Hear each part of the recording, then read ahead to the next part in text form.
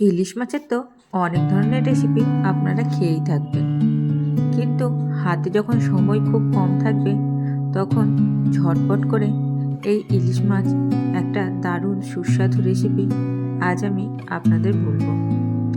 এটা খেতেও যেমন সুস্বাদু হয়, সেরকম ঝটপট রান্নাও হয়ে যায়।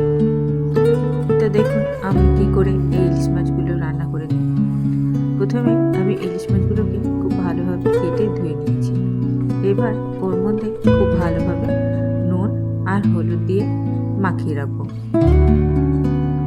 নুন আর হলুদটা খুব আলতো হাতে মাখাবো, কেননা এই মাছগুলো না খুব নরম হয়, তার জন্য একটু বেশি চাপ দিলে ভেঙে যাওয়ার চান্স থাকে। নুন হলুদ মাখিয়ে রাখা মাছগুলোকে পাশে রেখে দিয়ে এবার একটা জায়গার মধ্যে আমি নিয়ে নিলাম কিছুটা পরিমাণে সর্ষে পোস্ত বাটা। তার মধ্যে দিয়ে দেবো স্বাদ মতন লবণ আর দিয়ে দেবো পরিমাণ মতন হলুদ। লবণটা একটু বুঝে দিতে হবে, কারণ মাছের মধ্যেও কিন্তু নুন মাখানো আছে। আর দিয়ে দেবো একটু সর্ষের তেল। এবার সবগুলোকে নিয়ে খুব ভালোভাবে একটা মিশ্রণ বানিয়ে নিতে হবে। খুব ভালোভাবে মেখে একটা মিশ্রণ আমি বানিয়ে নিলাম।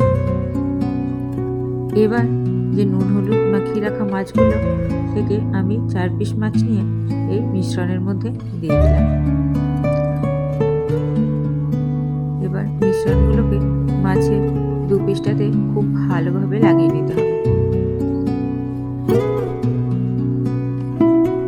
দেখো আমি যেভাবে মাছগুলোকে ম্যারিনেট করছি ঠিক এইভাবে মাছ সর্ষে আর পোস্তর পেস্টটা ভালো করে লাগিয়ে নিলাম। এবার একটা কড়াইয়ের মধ্যে আস্তে আস্তে মাছগুলোকে আমি খুব সুন্দরভাবে সাজিয়ে দেবো। আমি কড়াইটা কিন্তু এখনো জ্বালিয়ে নিইনি, এটা এমনি কড়াইয়ের মধ্যেই দিয়েছি। এরপরে যে বাকি পেস্টটা আছে সেগুলোকে আমি ওই মাছের ওপর ঢেলে দেবো, আর সঙ্গে ওই জায়গা ধোয়া একটু জলও দিয়ে দেবো। তারপরে দিয়ে দেবো আর একটু পরিমাণে জল। জলগুলো দিয়ে মাছগুলোকে খুব ভালোভাবে নেড়ে নেবো। তোমরা খেয়াল করেছো কিন্তু এখনো কিন্তু আমি গ্যাসটা জ্বালিয়ে নিইনি। এবার মাছগুলোকে খুব ভালোভাবে নাড়াচাড়া করে খুব ভালোভাবে যেন মাছগুলো জলের মধ্যে ডুবে থাকে সেরকমভাবে জলটা দিতে হবে। এবার ওপর থেকে একটু সর্ষের তেল দিয়ে দেবো, আর দিয়ে দেবো কয়েকটা চেরা কাঁচা লঙ্কা।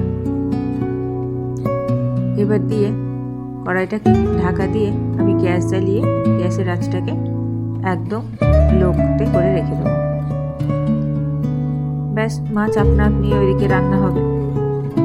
এবার 5 মিনিট পর ঢাকনা খুলে আমি মাছগুলোকে এবার আর এক পিসটা উল্টে দেবো। সব মাছগুলোকে খুব হালকাভাবে উল্টে দিতে হবে, কারণ ইলিশ মাছ তো খুব নরম হয়, উল্টাতে গেলে মাছ কিন্তু ভেঙে যাওয়ার চান্স থাকে। তার জন্য এই কাজটা কিন্তু খুব সাবধানে করতে হবে।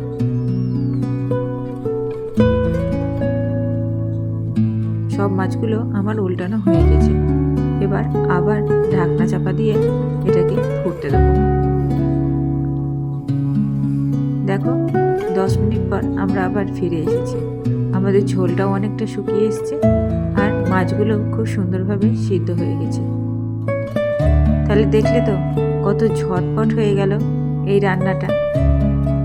এই কাঁচা ইলিশ সে সর্ষে পোস্তটা কিন্তু যেমন হয় সুস্বাদু তেমনই হয় ঝটপট।